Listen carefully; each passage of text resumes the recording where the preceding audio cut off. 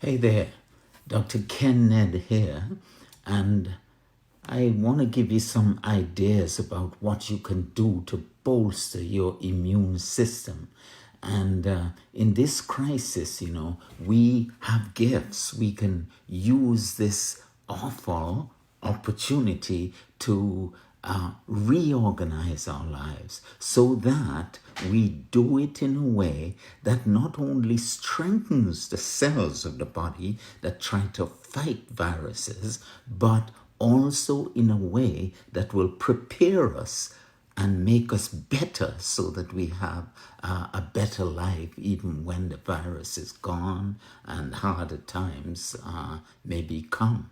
So what can you do? You see, when we are trying to do something and to make our lives better, we think about what we can get, but what we can sort of put in.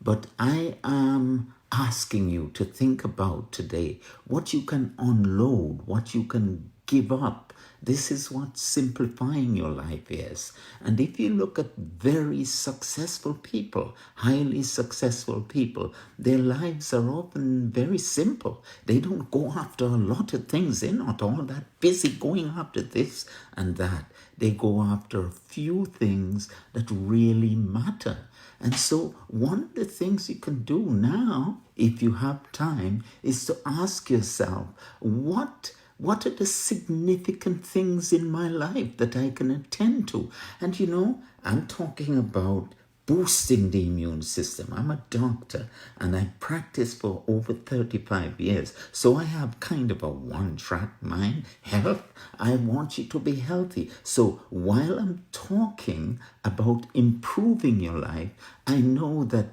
just doing that, just talking about that, at the same time will give you that motivation to sort of make the inner part of your body feel more strong. It will boost the immune system.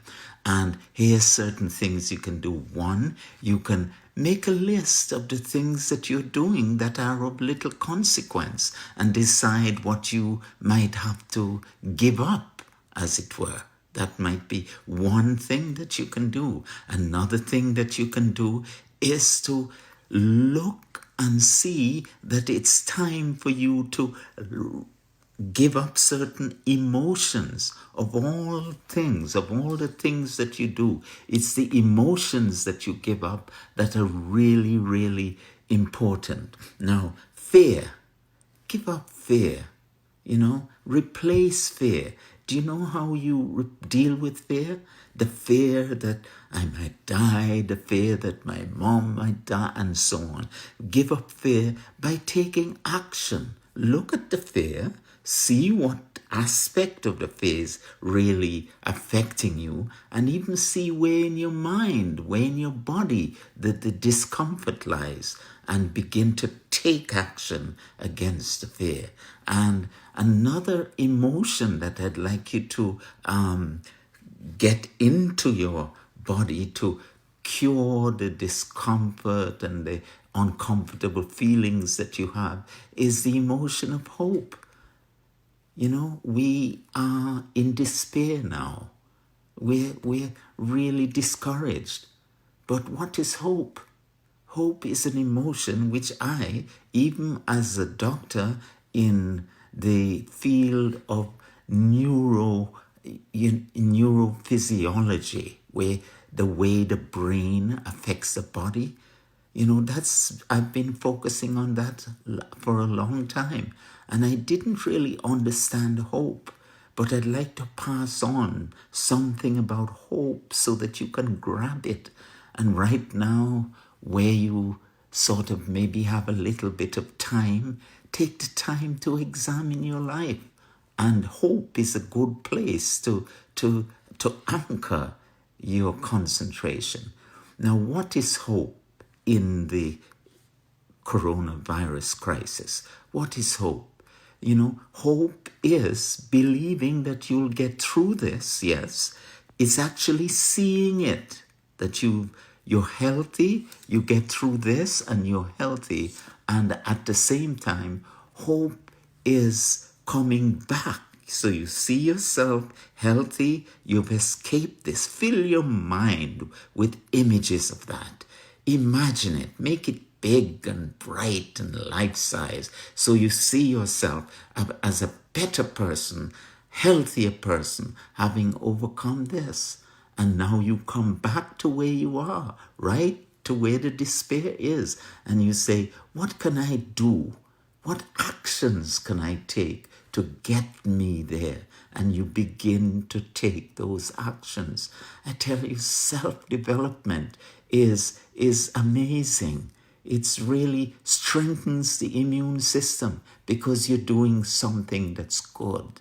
So get away, unload things that are negative emotions like animosity and irritation and frustration and those feelings of maybe hatred and anger. Now is the time to put those on a piece of paper, put them down, rumple the paper, throw it in the garbage as a sign that it's a new life. You're going to be a better person now. So I'm going to ask you to do that and to fill your life instead with joy. How do you get joy? You begin to act as if you're joyful. You say, if I were joyful, how would I be? How would I hold myself? And you begin to be like that. And you begin to fill your life with hope. And you look and hope to what you want and come back and begin to act that way. And peace. Do you know you can create peace right now in the despair and in the discomfort?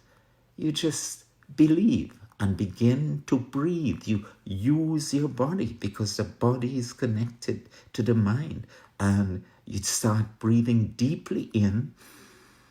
And that is a message to the inner part, the autonomic nervous system. As you breathe in slowly in through your nose, pause and breathe out and allow all the tension to drain out of your body. You're strengthening your immune system and your physiology. So you're breathing in and breathing out and creating that sense of quiet peace as you get rid of the stress.